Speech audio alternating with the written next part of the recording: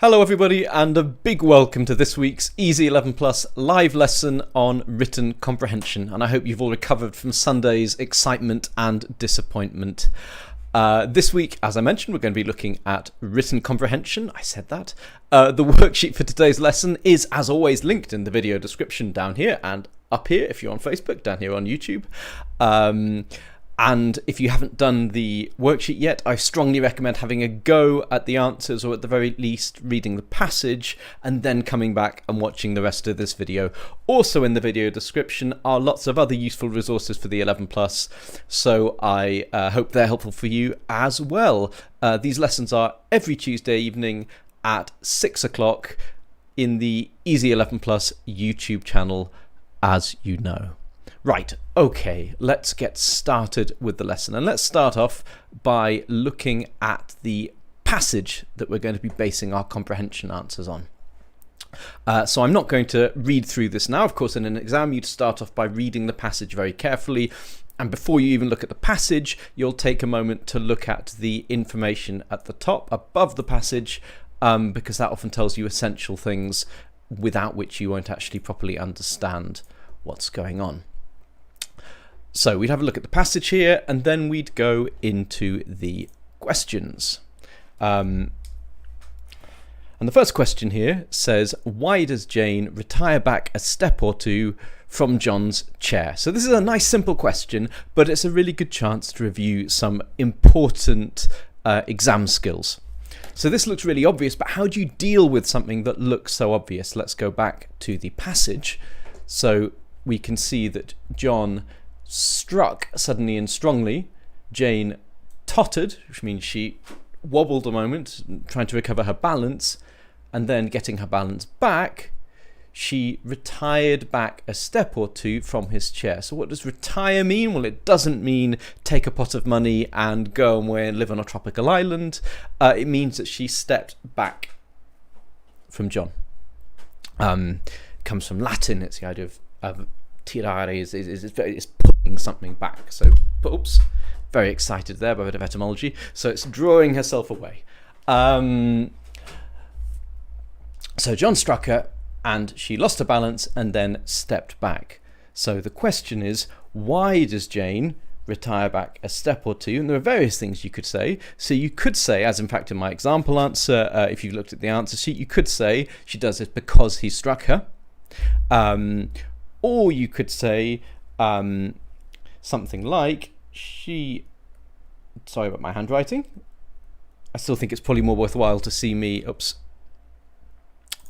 writing than it is to see me just typing onto a screen, which doesn't look anything like a real exam. She does this to avoid being... Now, one thing that's always good to do... One thing that's always good, except when you have to use your own words, is something like this. She does this to avoid being, quotation marks, struck again. And this shows I've got a really clear understanding, but it also shows that I'm able to find really precise pieces of evidence in the text and then use them in my answer. So it's a really good way to show understanding and explanatory ability. Now notice what I don't do in this answer. So one thing I don't do is say, Jane retires back a step or two from John's chair in order to avoid being struck again. You don't need to spend time repeating the question. It's a huge waste of time, it's a huge waste of space, but perhaps even worse, people repeat the question and they feel because they've written lots of words that they must have done something that's worth marks, and so they get complacent and don't put down enough things that actually earn marks. You need to avoid that problem in your work. Just focus on things that get marks. Don't repeat the question. It isn't necessary. Your teachers might tell you to repeat the question in your answers at school. That's to train you to focus on the question. When an exam comes around, don't waste time by doing it. I'm not arguing with your teachers. It's just a different work context. Right, enough of all that. Let's push on. Explain John's reasons for hitting Jane as lines 3 to 5. Use your own words. Okay, now you've already seen enough of my videos and used enough of my resources, I'm sure, to understand the importance of this phrase. Your own words. Whenever you see own words in a question, it means that you have to imagine somebody sitting next to you there and or across the table, and you have to explain to them in clear, plain English what the key ideas are. And the point of a question like this is that it tests your understanding in a really profound way, because it's one thing just to be able to repeat what's in the text and pick out some quotations. It's another thing to be able to take those ideas and explain them clearly to another person. That shows real understanding, and it's quite hard. That's what an own words question does. So this is what we're looking for. We need to find the key ideas, work out exactly what they mean, and then find a method using our own language to communicate that without repeating any unnecessary keywords from the passage. Okay, that's enough waffle about that. So let's go and look at the passage and see what we can do with it. So looking at lines 3 to 5, first thing we're going to do is we're going to bracket those off so we know where we're looking and we're not going to get distracted by other parts of the text. So what are John's reasons? I'm just going to rub this bit out here because it's getting in the way a bit. Let's go for a different colour just to keep things interesting. So we've got your rudeness in answering Mama a while ago. We've got your sneaking way of getting behind curtains. And we've got the look you had in your eyes 2 minutes ago. You rat. That's just an insulting term. It isn't really a reason. Oh, thank you, Lucy, who's very kindly commented that I really helped you with my last video. That's really good. That's really good. It makes me happy to be doing this. It makes me feel there's a purpose. So thank you for your kind, supportive comments. Okay, anyway. So we got 3 things here, and they're separate points. So when we're explaining these in our own words, we don't actually need to combine them in some way like you sometimes have to do. We can just take them one at a time and explain them. So let's do that and keep it simple. Your rudeness in answering Mama a while ago. So we want to avoid words like rudeness and answering if we possibly can from the text. Find our own way to communicate these. So your rudeness in answering Mama, I think what he's basically saying is that she was insulting or offensive to his mother a while ago, so recently. So we can start off by saying that.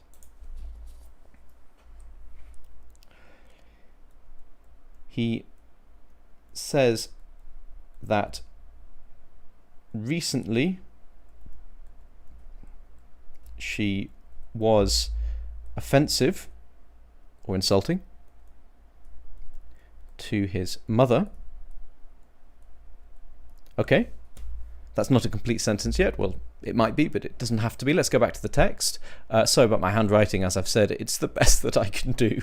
Have better handwriting than me. And for your sneaking way of getting behind curtains. Now, I think we're going to have to really twist ourselves into contortions to find alternatives to behind curtains.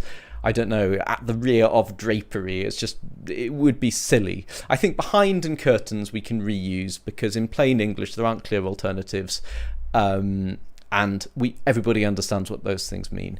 But your sneaking way of, something like her, I don't know, she has a cunning tendency to get behind curtains, but then we're really just translating each word. We're not explaining the whole thing.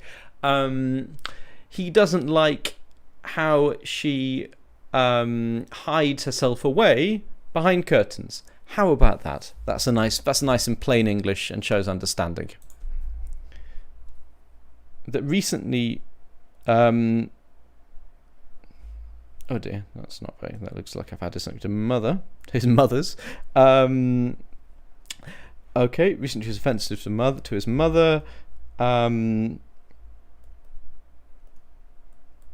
That she has, what did I say? That she likes to hide away behind curtains. So behind curtains is the repeated phrase from the text. I'm not going to put it in quotation marks here as I normally would because I don't want to draw attention to the fact I'm not always using my own words and this question isn't asking for quotes. But it's only those 2 words. We can get away with them. That she likes to hide away behind curtains. And what's the last reason? the look you had in your eyes 2 minutes ago. So what can we say there? A look you had in your eyes. Well, he obviously thinks that she looked at him in a way that was challenging or something. So it's basically, you looked at me funny. So she, she made a rude face. I think we'll do absolutely fine. She likes to hide with the curtains. And that she... Oops, I don't know what's going on there. And that she pulled a rude face. There we are. So we've got all three reasons clearly explained using our own words. So that's the system. You find each idea, you think how you'd explain it clearly to somebody, you try as far as possible to avoid reusing any words from the passage, and then you write them down clearly in your own terms. What's Bushan suggested? He was hitting Jane for being insolent towards his mum. So what have you got? Yep. For the way she went behind curtains. Yes, you've also used the word way as well from the passage. That's another one you didn't have to repeat, but I don't think that's a big problem. Another reason is that she glanced at him some time ago. Yeah, I think that's okay. I think that's, you've done very well there. I think perhaps it isn't just the fact she glanced at him, but it's something to do with the way that she looked at him or the expression. I've got that with rude face. But I think that's a good answer. I think you'd get the marks for that. Well done. Okay. Right. Someone's saying shut up is not a bad word. It means be quiet in a rude way.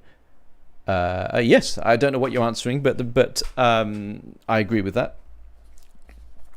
Okay, onwards to the next, because we want to push on through this.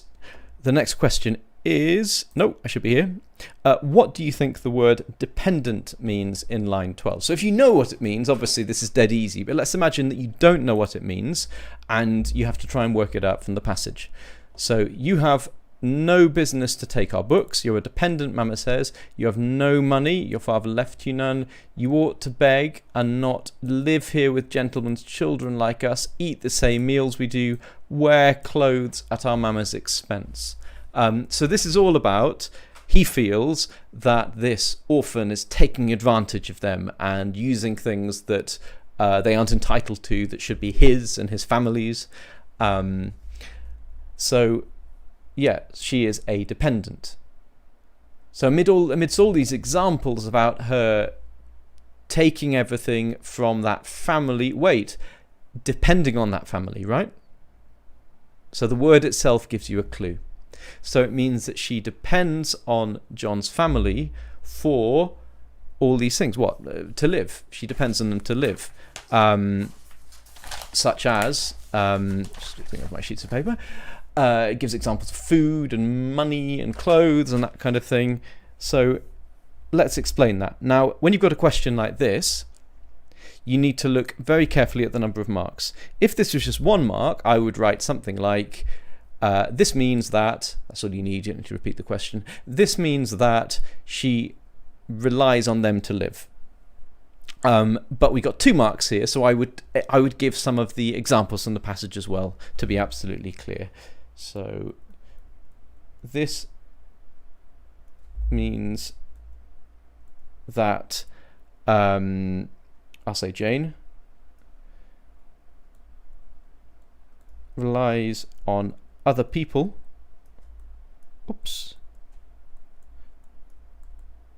to live for food, clothes, and so on. Okay, so really simple and concise, based on evidence in the passage, just to clarify the meaning, but also to make sure that we get the 2 marks. that we haven't just given a 1 mark answer. It could be that the examiner's mark scheme requires a little bit more detail than just saying she relies on other people. What does she rely on them for? And this answer deals with that. So always think about the worst case. Think, what is the most demanding thing that the marker could be expecting? Here, the most demanding thing they could realistically be expecting is some sort of example. So this answer has provided it, and that means there's virtually no conceivable way for this not to get both marks. Okay. Anuja Barrett says, is this from Jane Eyre? Yes, absolutely. This is from Jane Eyre. And it's from, it's the first comprehension in one of my books, which is this one, which is RSL 11 Plus Comprehension Book 1. Ta-da! The first exercise from that is this comprehension on Jane Eyre, which is then followed by detailed answers like everything in this book. Let's go back into the passage. Okay, where are we? This is question 4. All this house belongs to me, or will do in a few years. What does John mean by this?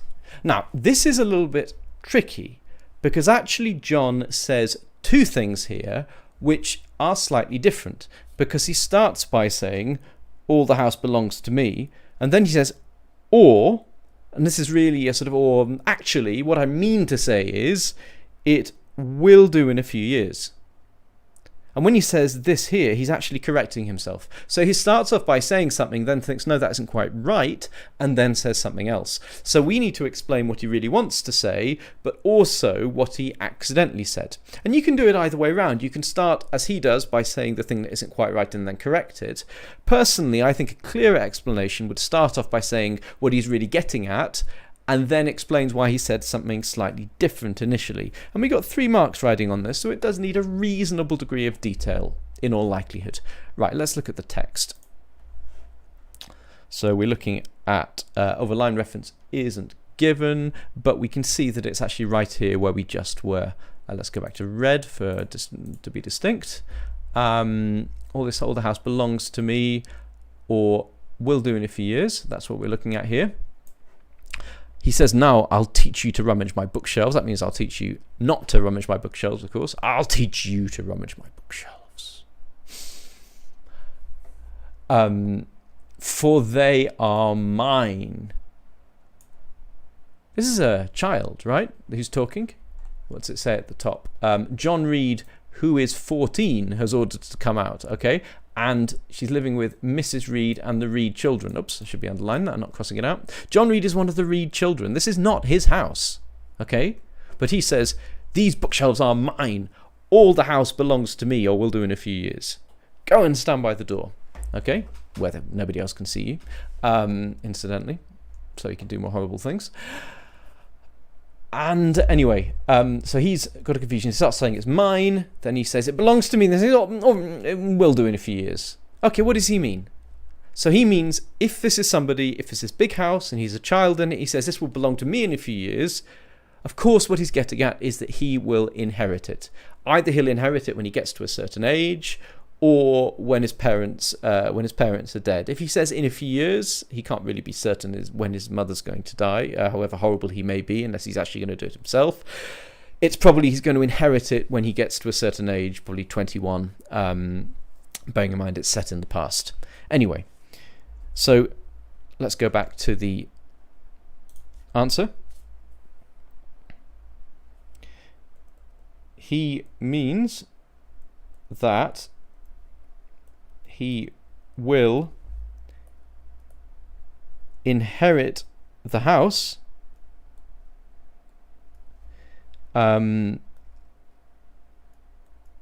before very long. Okay. So inherit means when somebody dies and you take something on, but in this situation it could be that his father's will, for example, said you will get this house when you get to the age of 21, when you're legally an adult. It's only 18 nowadays, and at the moment it's owned in trust by his mother, for example. We're talking about very old-fashioned legal traditions.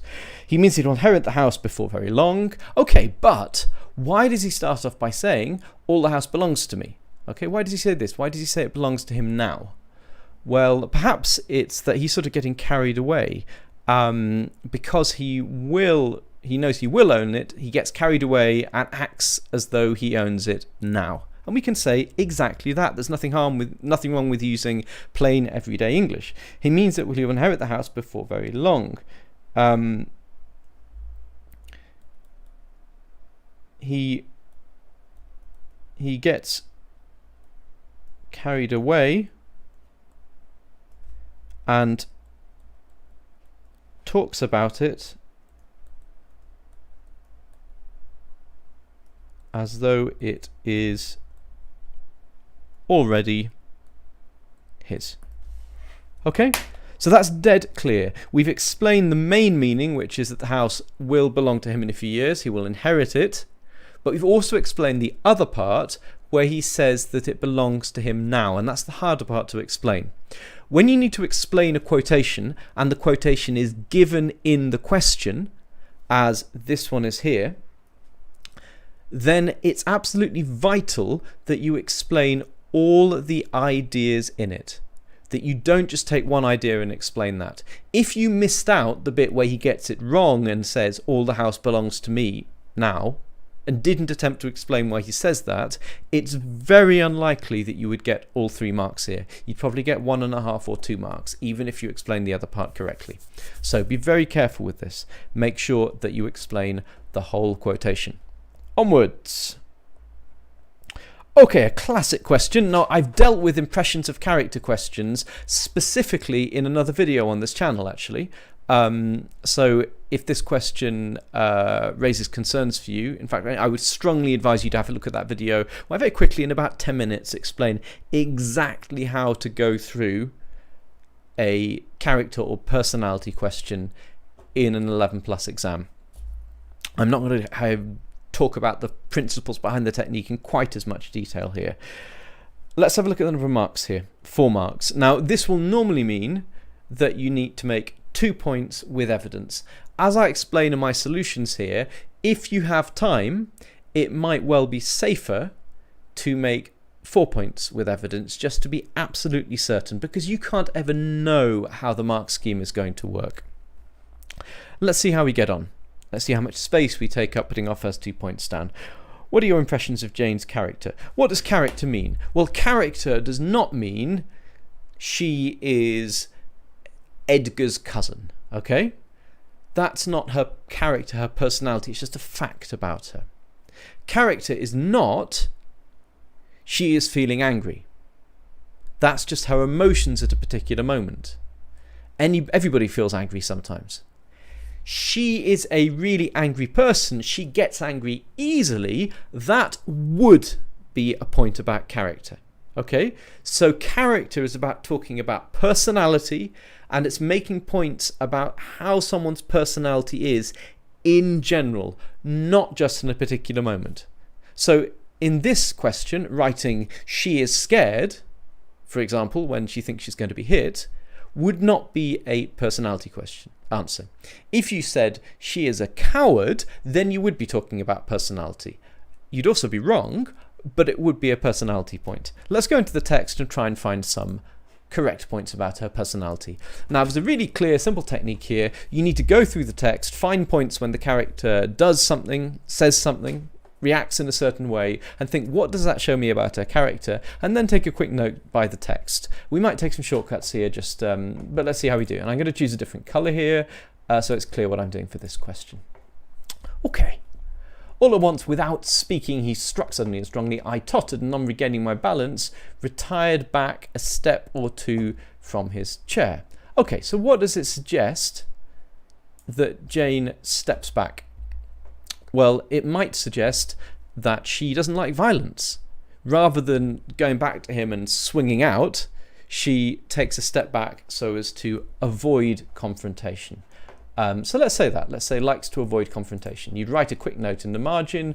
I can do it here by typing a note, something like this. And what I'm going to disconnect the laptop with the written answers. Hey. Likes to avoid confrontation. Okay? And what we're going to do here, we're going to go through finding our best points. Yeah, finding a few points and then choosing the best. I don't know, dropped my magic computer pen. It's all a disaster here. Okay. That's your rudeness and answering Mama. And then John says some rude things. We can't read anything into a personality from the things he says because he's clearly talking rubbish. Accustomed to John reads abuse. I never had an idea of replying to it. Okay. What does that suggest? To me, that suggests that, let's click the green, that she has excellent self-control. Okay. So you've got she likes to avoid concentration, she's got excellent self-control. Now, there's a potential issue with these points, which is that they're very, very similar. Okay? So let's bear that in mind. My carers have to enjoy the blow which would certainly follow the insult. Now, I find this interesting because while this is going on, she's already thinking ahead and planning. Okay? So if I just wrote thinks ahead, that's a point about personality. She is somebody who thinks ahead. What were you doing by the curtain? He asks. I was reading. Okay. He's very threatening. He's saying, what were you doing behind the curtain? Now she can sit there and read a book if she wants. What's wrong with this? And he says, what were you doing? So you might expect someone to say, how's that any of your business? And she just says, I was reading. Okay. So this is certainly evidence about her liking to avoid confrontation, which we've already noted down. So we've already got a point for that. But yeah, we could say something like not verbose, doesn't like to use lots and lots of language. We could get a point from that. Okay, let's keep going for the moment.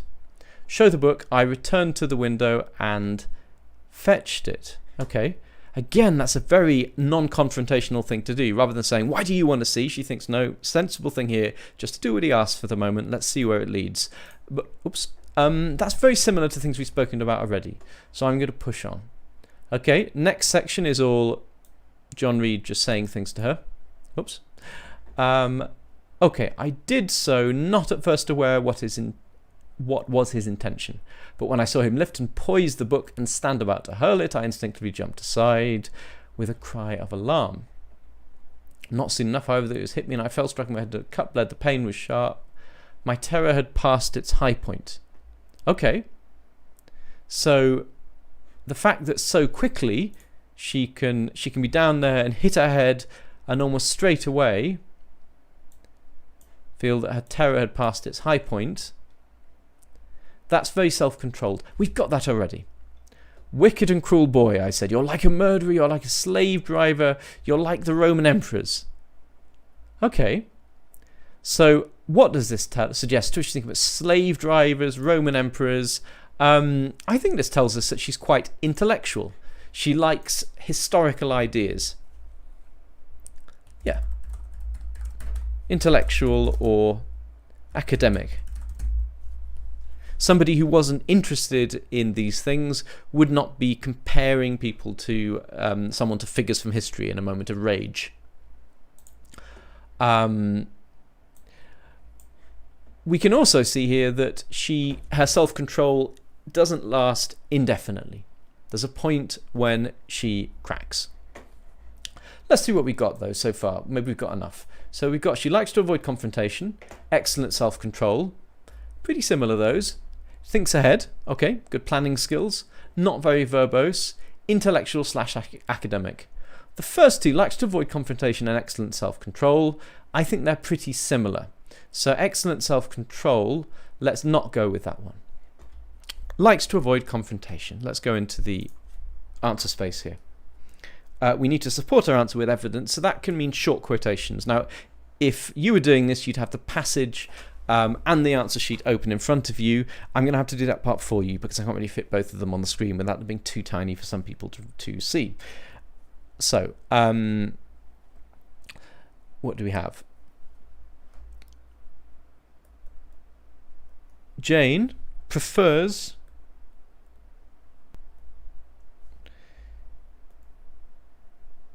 being prepared. Now see how I work the evidence in here. prepared to retire back to escape violence.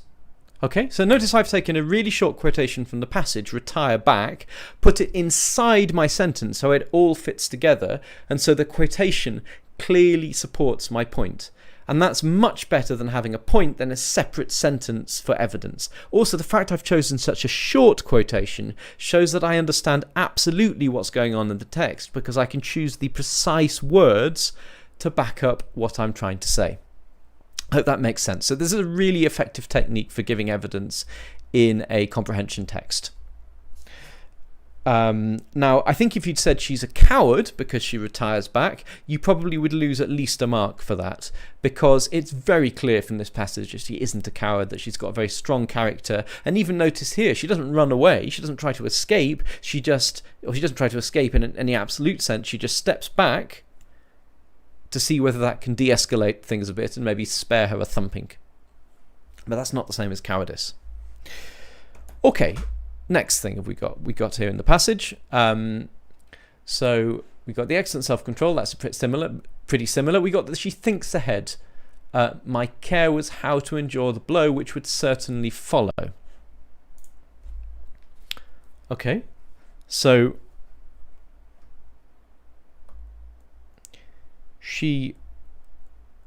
oops, this is such bad handwriting, I'm actually going to cross it out. She thinks ahead naturally. Better to say she naturally thinks ahead, but never mind, the word order isn't wrong. She thinks ahead naturally. Oops. Even under stress. It's just terrible writing, I'm so sorry. This is why I hardly ever write by hand anymore, I just type everything. She thinks ahead naturally, even under stress. For example, when. It's a little bit wordy, but it's a pretty useful linking phrase to get you from your point to your evidence. She thinks ahead naturally, even under stress. For example, when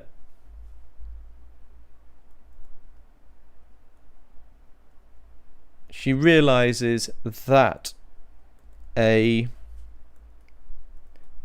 blow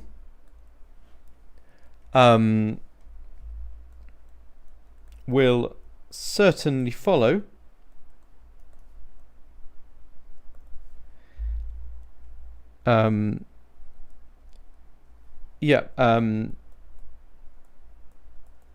Oops, jaunt? What? Don't do that. No, I don't think so. John's... Oh, goodness me. It's all disaster. John's comment.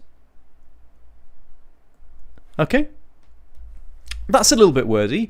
If I were writing an essay and I wasn't in a rush, I'd probably find a slightly more concise way to say that. In an exam, sometimes things fall out slightly indirectly. However, we're 4 lines down here. We've got 2 points with clear evidence. We've probably got enough for 4 marks.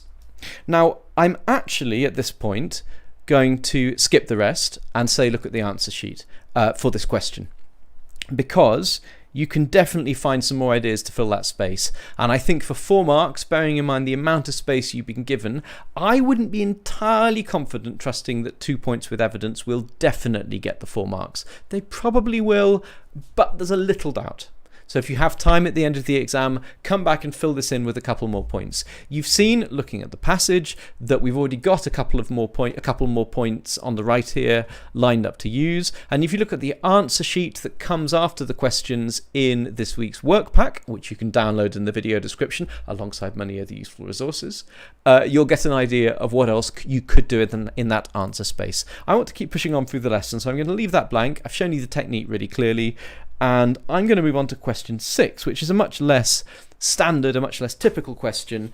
And and I think gives us some new things to talk about. So this is an opinion question. And opinion questions are tricky because, of course, it's your opinion. You could say anything, but it's also a comprehension question.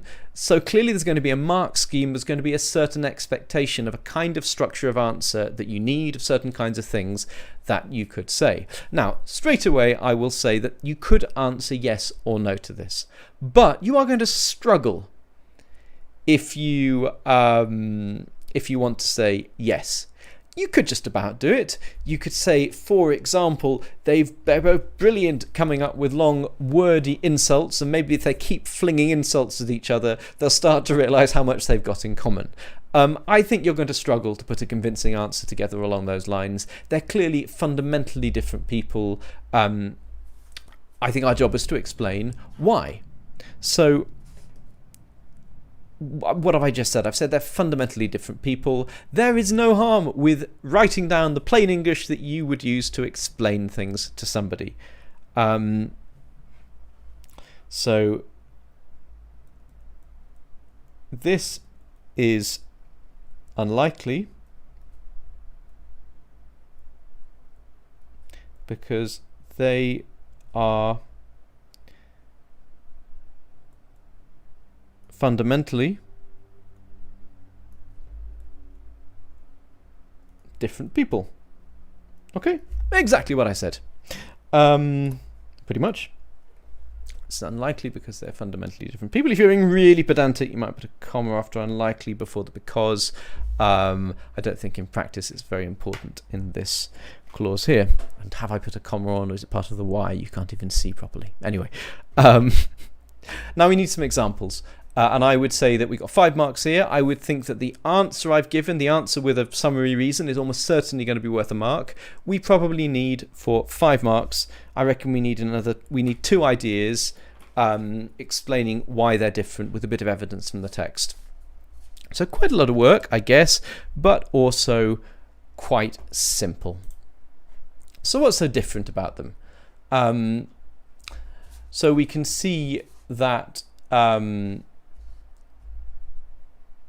yeah.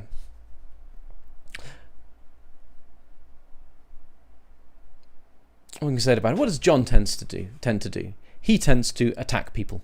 So he's very physically violent. And there's plenty of evidence for this. It's also self-evident from the passage. What do we know about Jane? We know that her natural response to violence is to use words to fight back. So if we explain that, we've already got a really clear point. This is unlikely because they are fundamentally different people. John uses violence to resolve disputes, whereas Jane prefers words. Okay.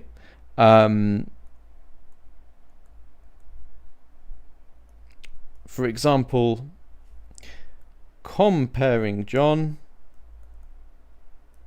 to a what about a slave driver?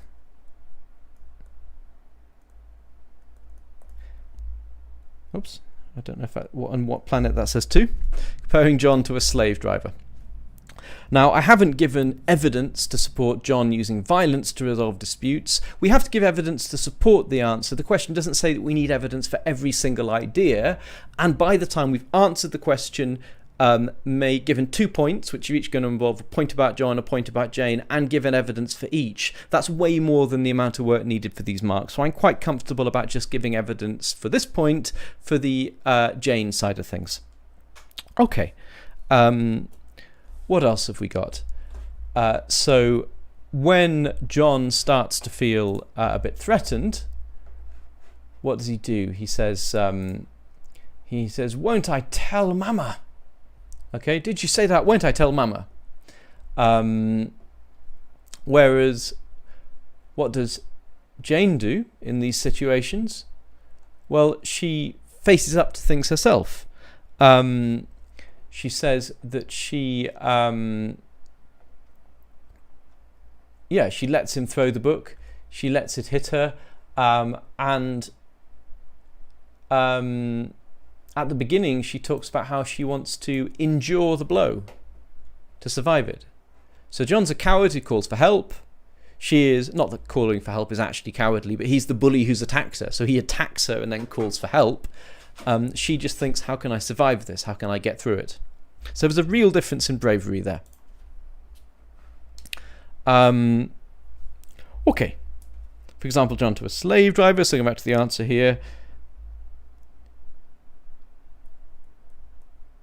John is a coward who calls for... No, he doesn't call for. He threatens to, sorry. So you just cross that out in a test. I can rub it out. John is a coward who threatens to tell... How many M's does he use? Just one. Good. Tell Mama. There's a coward who threatens to tell Mama. Whereas Jane is brave and seeks to endure. Okay, so we got a really clear, well-structured answer here with lots of evidence in really short quotations so it doesn't waste any time. I've just used the evidence to replace words that I would have used if I hadn't quoted. This is much better than saying, John is a coward who threatens to tell his mother, brackets, he says that he will tell Mama, close brackets. Whereas Jane, you can just drop tell Mama, which is the quote, in instead of tell his mother, doing the same job in the sentence, and then you fly through really efficiently, showing that you found the evidence, but without wasting any space or time. Now, one thing that people will undoubtedly be wondering is, if your handwriting is as bad as mine, will it lose you marks in an exam? Possibly. The real question is, can the examiner read it and understand it and know what's going on? If they can understand it, then you're fine. If there are words that they can't read, then they cannot mark those words. And so if there aren't enough marks in the stuff that they can read and understand, then you will lose marks. So really, my handwriting would be really at the borderline for what would be acceptable in an exam. And if your handwriting is anything near as bad as mine, I would advise you to try and do something with it to try and improve it. I hope not want to sound like a hypocrite as I say that, but that is the best advice that I can give. Right. Moving on, and I should tell you this ends with a creative writing question. We're not going to do the creative writing question in today's lesson because of time. We're focusing on the comprehension. One of my earlier videos, as of course you know, is about exactly this style of question about continuing a story. So for the last question here, have a look at my video on continuing a story. That's question 8, by the way, down here. Have a look at my video on continuing a story and watch that. And also you can scroll right down and there are all my solutions down here. And you can see that there's the example answer that I give down. I give the real continuation from the text. I also give an example written by me. I give some comments about them, and so on and so forth. So what we're about to look at here, oops, I'm showing the answer. What we're about to look at here is the last question that we're going to look at in this lesson. Okay. Jane accuses John of being like a murderer, a slave driver, and the Roman emperors. Emperors, plural, all of them at once? Well, it's what she says. She's a bit stressed and cross, which actually makes this quite realistic writing, because you might well say something a little bit weird like that in this situation, even while saying something fundamentally quite intelligent. In your opinion, which of these best describes him? Explain your answer. Now, you could actually pick any of these, as long as you can justify it from the text. It doesn't matter which one you choose, but the fact that you could choose any of them means that there isn't a mark for picking one. You need to have both marks for the clear explanation. Let's have a look at the text. What I immediately look at, let's go for a different colour, show the book here. I mean, he's just throwing orders at her. So this really sounds like someone who's a slave driver. So this makes it really easy to write an answer. He is most like a slave driver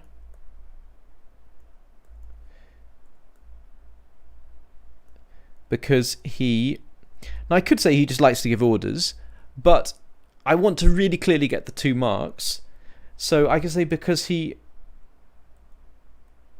tries to solve problems. Yeah. By giving orders. Such as, and what was the one we just looked at? Show the book.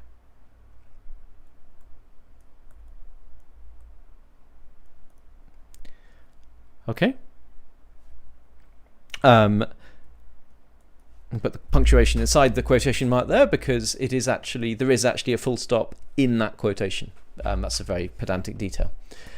Now, if in a fuller context, like a debate or an essay, you had to explain why that one best describes him, you should also explain why the other 2 are less good. In this case, you don't. Look at the amount of answer space. It's only 3 lines. Look at the number of marks, only 2 marks. You only have space to explain positively why you've chosen one of them. So don't waste time explaining why the others are wrong in this context, although rhetorically that would be a better way of doing it. Let's have a quick look down the answer sheet for this question to see what you could do for the other options, just because it's quicker. Hee-hi-ho-hum. Okay, yeah, I did the same thing, actually, in my example here. John is best described as being like a slave driver because he gives Jane orders such as show the book. And he thinks that she is a less important person with fewer rights than him. You are a dependent. So that would be a really full answer. Probably worth at least 3 marks, actually. I think what I wrote above should be enough for 2. But if you want to be absolutely certain that even the most horrible examiner in the world could not avoid giving you the marks, this example here would be even clearer. He's like a Roman emperor because he's very proud. Did you say that to me? And because Jane sees him as a tyrant. She's right to compare to a murderer because he's violent, he's struck strongly, and just hurting her doesn't seem to be enough. He does it several times. It hit me, I felt him grasp my hair, without caring how much he harms her. You get the idea. You get the picture. Oops, what am I doing here? Pull that back up. Yeah. Not so much else to say, really. Yeah, actually, one thing there is to say about this. All of these examples here, as you can see, give 2 separate points with evidence. That's a really, really secure answer. Like really secure. I think they're really worth 4 marks, most of these. If we go back to my answer to this, you struggle to get much more in this space. He tries to solve problems by giving orders, which is a clear explanation, and there's also a bit of evidence to back it up. That'll be fine for 2 marks. I think I may actually have gone slightly over the top in those example answers down there. Okay, fantastic. Thank you for your attention to all this. Let's push on to the next section, which is the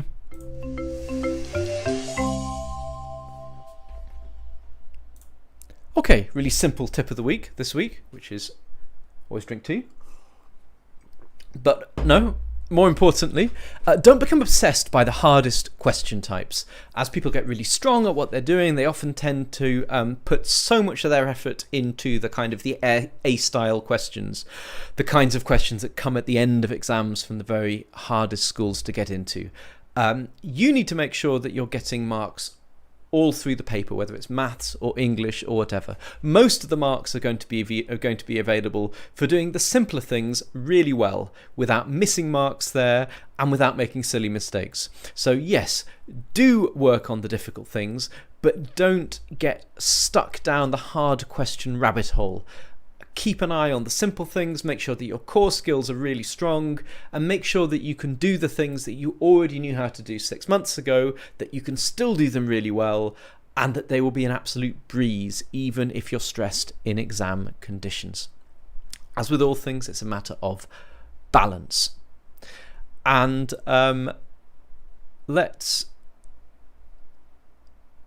okay. I'm just looking at what's written down the right. We're about to get on to me answering your questions. So let's do that.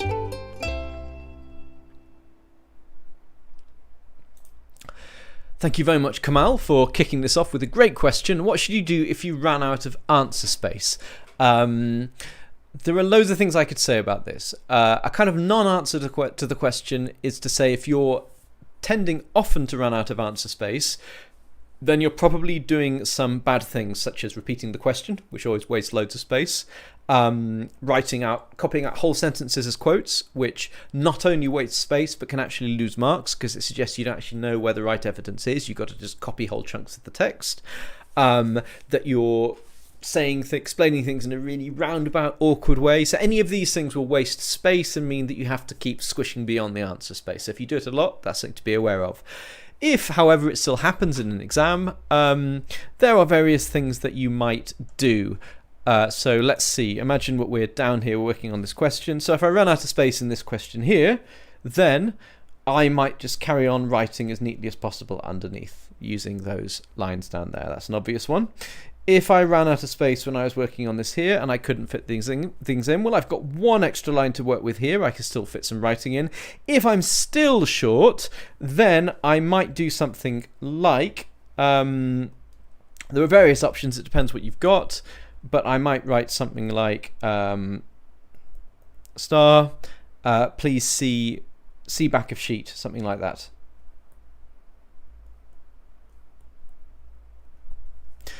So what I've done now, I've put down a star to show that there's going to be added work, but I've also told the marker where to find it, okay? See bottom of page, see next page, see back of sheet. And that means they won't miss it. Because if you do the extra work and they can't find it quickly, and it has to be quickly, they're dealing with hundreds of these papers to mark, then it won't get marked and you'll lose the marks. And then on the back of the sheet, let's imagine that this was the back of the sheet down here. And I would do, I can't remember which question it was, but let's say I'd write something like Q7 continued. And then I'd write my continuation down there. So basically whatever you do to carry on an answer after you've run out of space, make sure that it's super, super, super clear. In some exams, they might give you another bit of paper to continue answers on, but the same thing. It must be absolutely clear which question is continuing where and which continuation is from which question. Don't just put a star, then something, then another star, then something for a different question, another star, then, which of those stars matches which thing? It makes no sense. Right. Someone says, Robert, I bet you used Kami. I just want to say you use Kami for school. Yes, Kami is the app that I'm using when I'm doing this. Correct. I didn't know that other people used it, so there we are. Someone's saying, please can you not post the same question lots of times because they're scrolling too fast and I can't read any of them. I'm struggling to read any of this. Can you get less than the top marks in a question but more than none? Unless I'm missing something very philosophical here, it seems as though you're saying in a 3-mark question, could you get 2 marks out of 3? To which the answer is yes, clearly. Other than that, I don't understand what you're asking. Someone's saying, ooh, there's a question that looks interesting, but I'm trying to scroll. Chaos, chaos, chaos. Someone said, do you approve of something? Do you approve of embedded quotations, or should we write a separate sentence for the quotation? This is Lucy writing this question. I think you should know the answer to this from watching the lesson. By far the best way to give a quotation is to embed it in the sentence. Let's look at some examples from what I've done down here. He is most like a slave driver because he tries to solve problems by giving orders, such as show the book. Look, I've embedded those quotations in that sentence. Imagine if I'd given a separate sentence for each of those quotations. How long would this answer be? It would be 5 or 6 lines long. There are only 3 lines here. No, absolutely do not start giving separate sentences every time you need to give evidence. It is terrible technique. Do this. It is much, much better. And yes, it is definitely more mature. Okay, right, what else do we have here? He said to stop spamming. Yes, please stop spamming. I can't read these questions. I've got to scroll around just to make them stay still. Thank you for all the people showing appreciation for my cat, Hans, and for explaining why he isn't here. I do appreciate that. Okay. I am not a good explainer, says Ananya. How do I improve? There are loads of things I could say, and frankly, I've said a lot of them today already. I think the most important bit of advice is imagine that there is a person there and say to yourself, how would I explain this idea to a friend by speaking to them if they're actually here? And then think, okay, how would I explain that more simply? And then think, is that correct if I write it out like that? That's pretty much the process. There are some other stages like bringing in a bit of evidence and so on, but it's just a matter of thinking there's a human being there. They need to understand this clearly. In that situation, what do I say? And that's the core of explaining something in a comprehension answer. It isn't fundamentally much more complicated than that.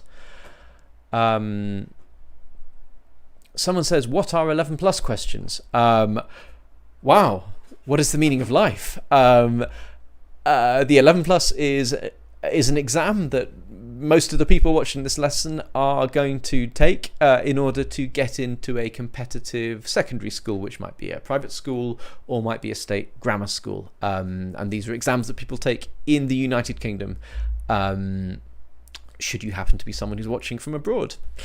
Okay, I think that will do as an answer to that for the moment. Someone says I can put top chat on to stop spamming. I can't really, because I'm actually watching this through my streaming software, not watching it on YouTube. Okay, I'm seeing a lot of people insulting each other, but not an enormous number of questions here. So, and I've seen people posting questions I've already answered, which is a little bit peculiar. Oh, anyway, I think I'll say goodbye at this point. So it's been lovely to have you here.